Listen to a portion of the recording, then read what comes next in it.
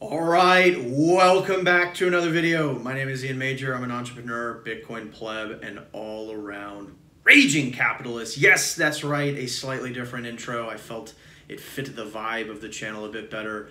And indeed, that's coming along with my new setup. I'm all moved in here in my new place. For you Rick and Morty fans, we've got the universe in the background, along with the Bitcoin shrine behind me, of course. And so in today's video, I am very excited to be bringing you part one of a tutorial on none other than the Coldcard. Per many of the Bitcoin security experts out there, Coldcard really is the king when it comes to cold storage devices. And so in today's video, what I'm going to do is go through the requirements. What all do you need to do this, including, of course, the Coldcard itself. And then we'll walk through the setup process, including some of the different security features along the way. And we'll end today's video with having set up the Coldcard and being ready to conduct transactions on the device. In the next video, which I'll publish in a few days, I'm going to be showing you how to conduct partially signed Bitcoin transactions on the Coldcard in combination with Wasabi Wallet. Very, very exciting, as I will explain in just a moment. So it should be a great video. If you're new to the channel, welcome. I would invite you to go ahead and subscribe. You're not going to want to miss a lot of the content I've got coming up, including part two of this current tutorial. And so with that intro out of the way, let's go ahead and jump in. And I want to first just talk very briefly about why I'm so excited about the Coldcard device.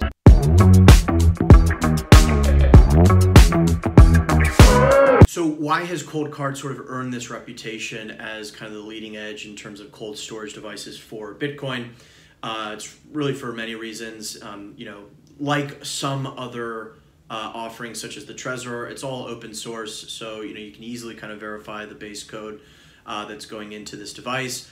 Similar to other devices as well, it's got the sort of secure element where your private key is going to be on the device itself. But beyond that, it has a slew of other really awesome features. One is the ability to generate additional entropy or randomness when you're creating your seed phrase using dice rolls, which is very, very cool. So basically, each of these devices has a kind of random number generator that creates your seed, right? Your 24 words typically. And so that's all fine and good, but if you want to add even more kind of randomness to that, you have the option to do so with the Coldcard. Very cool feature. You can also use your Coldcard in a completely air-gapped fashion, which means that you never have to plug the Coldcard into any internet-connected device. And the way you do that, as I'll show you, is with a micro SD card. So you're basically kind of transferring information back and forth from your Coldcard to an internet-connected device via a micro SD card to ensure that you never have to sort of plug the device in itself. And a couple other kind of pieces that we'll talk through. So really, I think it has been designed from the ground up for Bitcoiners. It's Bitcoin only, no altcoin supported. And so I think that's what's allowed them to be really, really laser focused on making this the very best that they can. There's additional functionality where you can create a decoy wallet. And so if you're under duress, if someone's pointing a gun at your head saying, hey, give me all your Bitcoin, you can actually point them to this kind of fake wallet. I mean, they've thought of everything. So it really, really is a cool device. That's just a bit of background on why I think it's so special. I'm going to link in the description down below an earlier video I did quite a ways back on just some of the different options that are out there, including not just Coldcard, but also Trezor, Ledger, as some of the more popular ones. And so definitely check that video out. It does a nice kind of compare and contrast for some of the features here. But with all of that kind of motivation for why Coldcard is so valuable, let's go ahead and actually jump into the setup.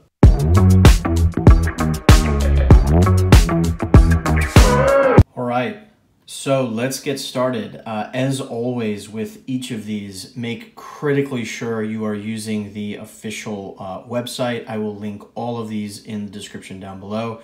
But as you'll see, this is https coldcardwallet.com, and you should basically see a screen like this. You know, they've got a variety of pieces you can buy in addition to the Coldcard itself. And so I will talk you through now what I went ahead and grabbed and talk through some of the options for you to kind of assemble the necessary ingredients to make this happen. So when you order the Coldcard itself, it'll come in a package like this. It'll have, you know, CoinKite as the maker of it, and then it'll have this barcode and a number. You know, don't trust, verify, blah, blah, blah, blah, blah. They have this handy kind of quick start guide that, you know, gives some tips on what to look for, making sure that the bag is not tampered with, etc. And so do take a look at this. Again, I'll link everything here in the description down below. But basically, in that bag, you'll get the Coldcard itself. And so you'll see this is the Coldcard. You have 9 digits plus the 0. And then you have an X and a check here in the bottom corners, along with your arrow keys. So 5 and 8 are up and down respectively, and 7 and 9 are left and right. At the top, you'll see it has a micro USB sort of power. So that's for the power. And then finally, you have the micro SD slot, as you can see, you know, transparent design, made in Canada, etc. So that's the Coldcard itself. You also, in that bag, get your handy wallet backup card. And so this is where we'll write down the device pin, the anti-phishing code words, which I'll explain, and then your 24-word seed. A little, I think this is a sticker, just a calculator. And that's kind of the basic pieces. In addition, you will need some way to connect the device via a micro USB and a USB. As you can see, I got this from the Coldcard site. However, you can use any of these cords that you may have lying around, so that's totally fine. I've also got a micro SD card, and we will use this for a couple different reasons. So I've just got this 32 gig SanDisk. Again, I'll link their website where they give some guidance on the types of micro SD cards that are compatible. I mean, really any kind of major brand has likely been tested.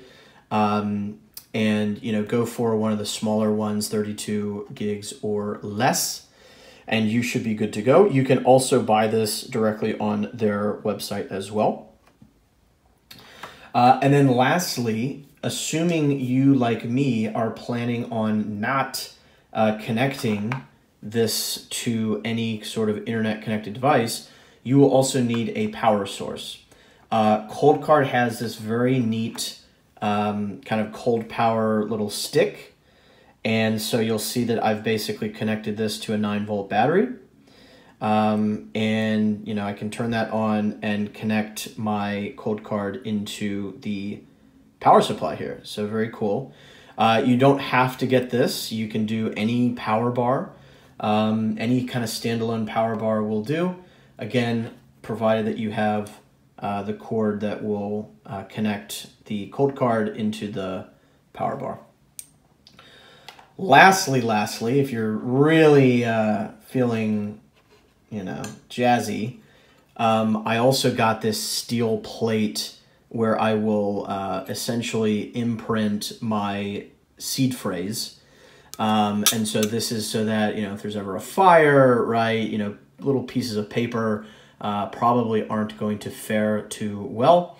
And so there's a number of kind of steel plate seed backup options out there. I happen to grab one off of the Coldcard website as well. So highly optional. So what is mandatory there? Obviously the Coldcard. You do want to get the micro SD card and then the cord. Those are the must-haves. Optionally, you can get this nifty little cold power stick. Battery I got separate. And then you can choose if you want a more heavy duty kind of steel plate for your cede backup. So that's those are the ingredients we're going to be using. Let's go ahead and now actually jump in to get it set up.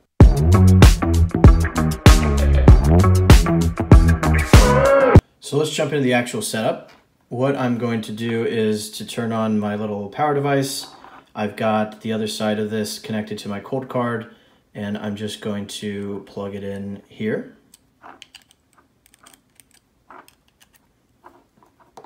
There we go.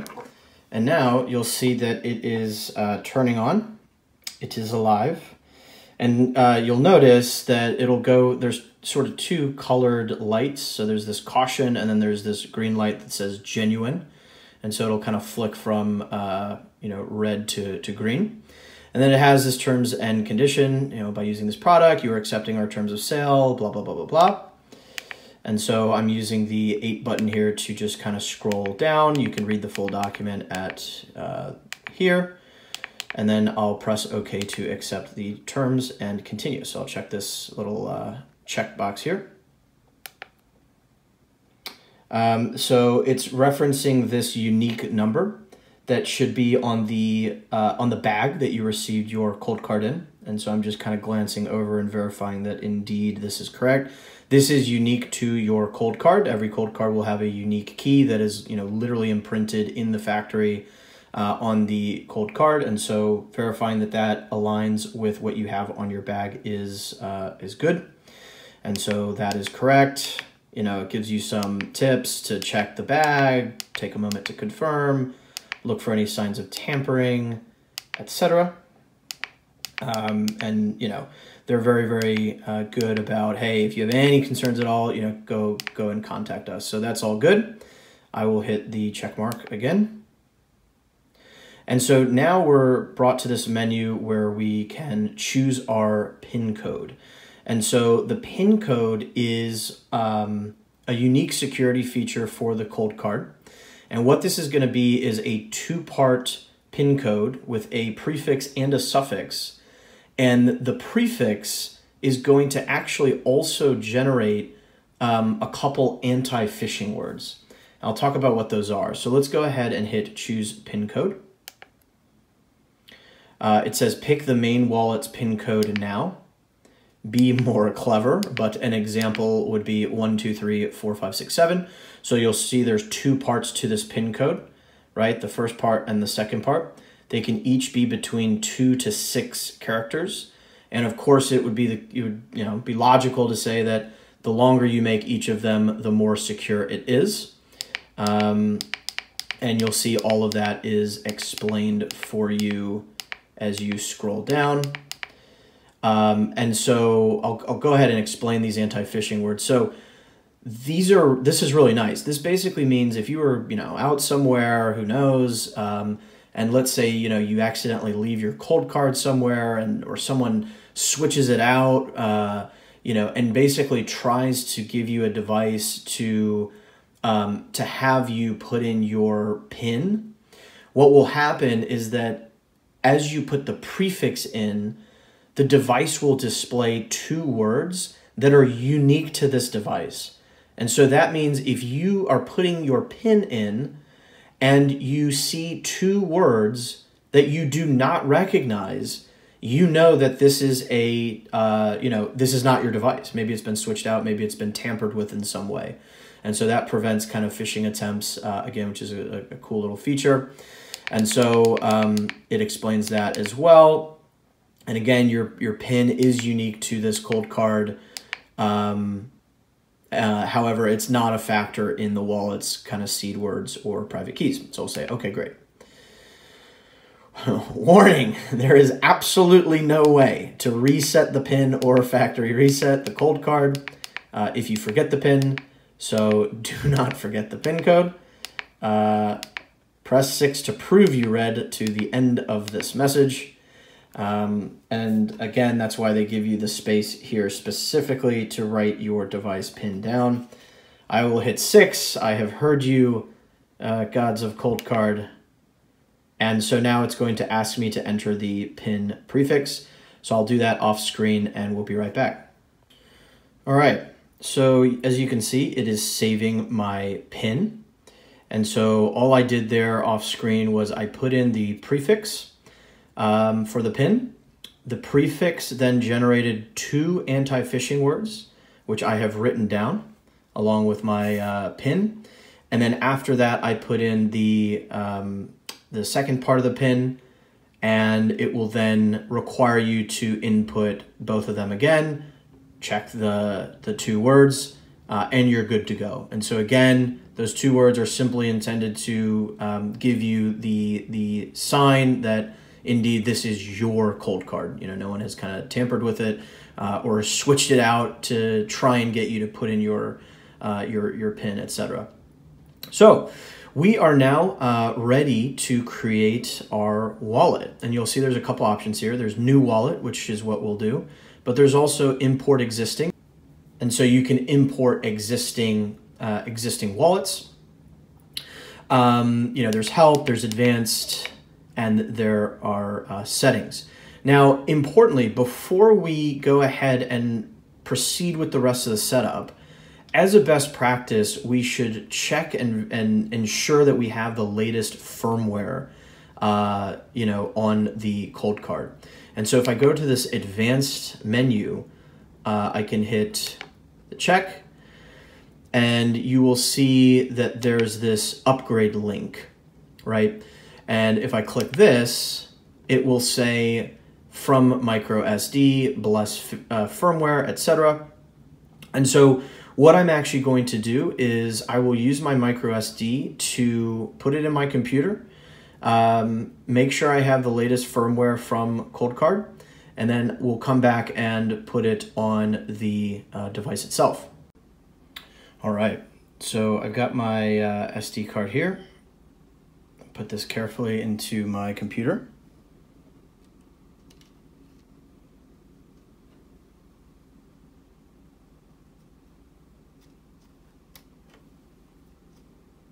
There we go.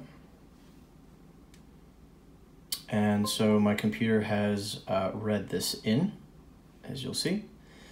And so what you want to do is come over to the upgrade page in Coldcard. I know you can't see this URL that clearly. I will paste it in the description down below, but it reads coldcardwallet.com/docs/upgrade. And so you'll see upgrade firmware here at the top, and it will show you the current version of Coldcard firmware here at the top. And indeed, this was released quite recently, so it's good we're doing this. And all you need to do is click on this file, and that should automatically download from GitHub. You can see I already kind of tested that out. And now you can go to your downloads and just simply move this file over to your micro SD card. And so now this is copied. And so from here, I will eject the micro SD card and then put it into the Coldcard. All right, so I've got the micro SD in my Coldcard. I'm gonna go ahead and put the micro SD in the slot here, chip side down. And you'll get a nice click. So that's in. And then back to our menu here, I can go to from micro SD. I'll go ahead and hit check.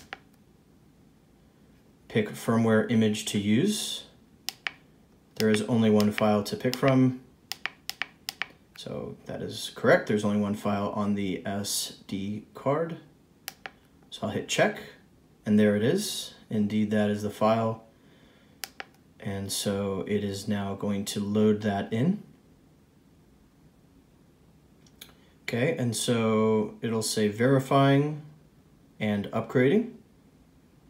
And you'll notice the light went red. So it's basically saying, you know, we need to check and verify this first.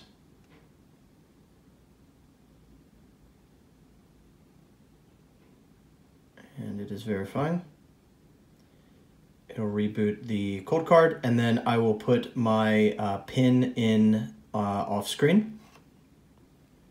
Okay, so I've put my PIN in and I will hit go and it tells me to wait.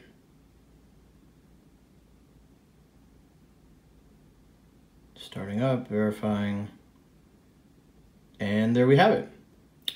Great, so we've basically taken the micro SD card, we've put the updated firmware on it, and we are now back to create the new wallet. So I'm gonna go ahead and hit new wallet, and you'll see it says generating. And it'll give you record these 24 secret words. Doing my highly sophisticated hiding job here. But we're gonna look at doing something even more interesting. So recall earlier in the video I mentioned that Coldcard supports user-generated entropy, meaning additional randomness that you, the user, can put in that will kind of enhance further the seed phrase creation process.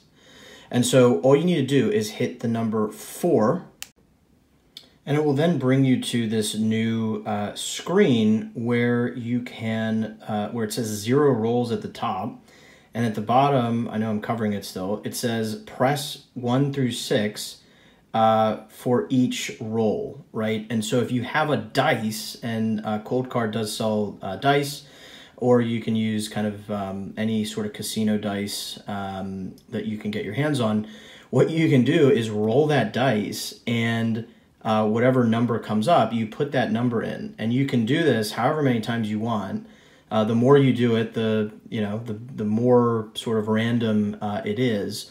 And so for those of you who want a little bit of extra sprinkle, go ahead and, do that. It's optional, but it is a nice feature to be able to add your own randomness to the device. And so I'm going to go ahead and do that off screen and kind of put those numbers in. And then it's going to generate my, my updated 24 words that I will record. All right, so I have put in some rolls. In theory, you could do a full 256 bits of entropy with 99 dice rolls. You certainly don't have to do 99. I did much less than that, but again, it's basically a nice little feature to where instead of purely trusting the random number generation in the device itself, you yourself can add some additional randomness or entropy from out in nature, as it were. And so we just did that with the dice rolls. And so now I've written down my 24 seed words, and it's now going to quiz me on all of them. And so I'll do the quiz and we'll be right back. So here we are all set, and you'll see a new menu now, ready to sign. So this is how we'll execute transactions, as you will see in the next video. There's also this passphrase option. I would highly recommend actually doing this, and so you can click on the check here. I've also got some of the documentation here in the background that I will link in the description down below. But you'll basically see that you may add a passphrase to your Bitcoin Improvement Proposal 39 seed words. And so this is basically just yet another kind of layer of security that encrypts your seed words. And so you'll see this explanation. This creates an entirely new wallet for every possible passphrase. And so this is actually nice. This means that you can use different passphrases to manage different funds, all from kind of the same device. You'll see that by default, the Coldcard uses an empty string as the passphrase. So if you were to kind of, unplug this, shut it down, log it out, you'll come in the next time and you'll put in your PIN, and then it'll just have the empty string as the passphrase. However, we can again add this here on the next menu. You can enter a passphrase by selecting letters. You can choose from a word list, which, as you can see, is recommended, or by typing numbers. And as always, please write down both that passphrase that you ultimately select and what will generate as this kind of fingerprint of your wallets. So you can, kind of confirm that you've got the right passphrase in case you want to do multiple passphrases in the future. And it says it's okay to write them down in the same place. And some additional kind of text, right? So there you have it. So let's go ahead and hit the checkbox.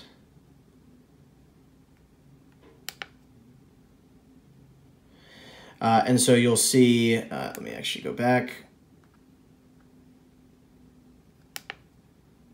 I clicked through that too fast. So you'll see there's edit phrase, add word, add numbers, clear all, and lastly, apply. And so let's edit the phrase. And you'll see that there are different options here. So you can click 1 for letters, 2 for numbers, 3 for symbols, etc. And then you'll, with the up and down arrows, choose the actual character that you want. So I'm going to put something in here and we'll be right back. Okay, great. So I put in my passphrase of choice. It's a little bit clunky. I think, something alphanumeric would certainly be most secure, but keep in mind that you will need to put that in every time you use this. And so you could kind of go with a string of numbers if you wish as well. That's probably the easiest. And then I've scrolled down just so you don't have the master key fingerprint, but there will be a alphanumeric kind of hex key above this once you hit apply in that prior menu. So we put in our passphrase, we hit apply, and then it'll give you the fingerprint. Just record that down. It's to ensure that you're referencing the right kind of wallet in case you do multiple passphrases at a later point. And so I have recorded this down, and I'll hit check, and we're back. Great, so just to close things out, we went through how to generate the passphrase and the digital fingerprint that results. The address explorer is basically to look through any receive addresses to make sure that funds are going to the right places, etc. And then there's this secure logout, which basically just kind of closes things out. It also will clear out your passphrase that you used on this kind of current session. And so the next time you come and plug it back in, you'll input your PIN that we created earlier, and then you can go back to the passphrase to input it, and you'll get your same digital fingerprint. And then there's some advanced options and other settings that we won't cover in this video. And so there we have it. We'll go ahead and close this video out.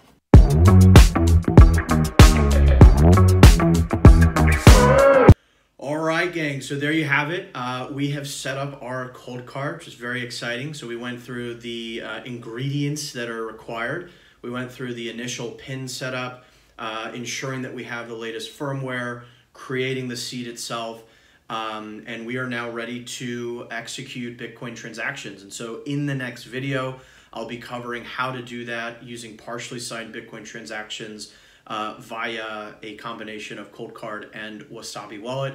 So you will not want to miss it. Make sure you're subscribed and have notifications on if you don't already. And if you like this video, I hope you found it informative. If you did, give it a like so this can reach more Bitcoin plebs out there and help folks on their quest and journey towards financial independence and sovereignty.